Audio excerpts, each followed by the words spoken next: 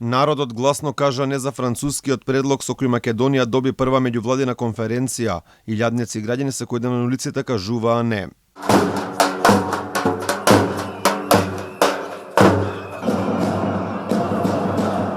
Сепак власта го прифати, па далеку од очите на обичниот народ на може да се каже приватна забава, си го прослави најновиот датум за датум, наместо голема прослава за голем успех, како што владата сакаше да ја прикаже првата меѓувладина конференција, која сепак не значи старт на преговори. Премиерот Димитар Ковачевски си ги собра своите најблиски во клубот на пратеници. Драги мои советници, министри, почитуван и драг председател на државата господин Стево Пендаровски,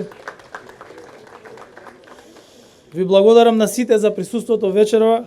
Без разлика дали успесите биле политички или спортски, повторно е јасно дека кога атмосферата е за славење, македонскиот народ знаел да слави, па така беше во 2011 година кога ги пречекавме македонските кошаркари по освоеното 4-то место на европското првенство.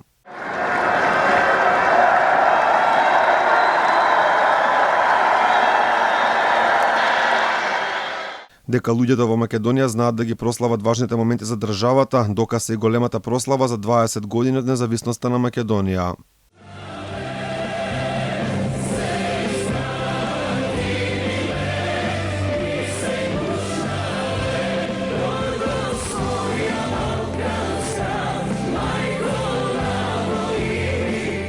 Додека власта сега си слави сама со себе, пред 4 години имаше некаква организација на прослава, тогашниот премиер Зоран Заев и неговите соработници со популарно меѓу граѓаните наречениот НАТО фест ја прославија поканата за членство во Алијансата.